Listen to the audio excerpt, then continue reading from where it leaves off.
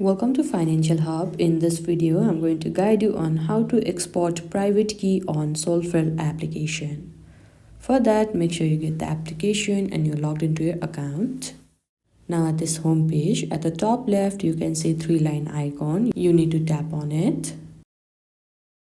And you will be led to this kind of interface. And at the top right, you can see edit option. You can tap on it. And at the main wallet option, at the right side, you can see 3-dot icon. Simply tap on that. And now here you can see various options. Now you need to tap on export private key. Now this kind of interface will appear. Simply tap on so. Now you need to enter your passcode.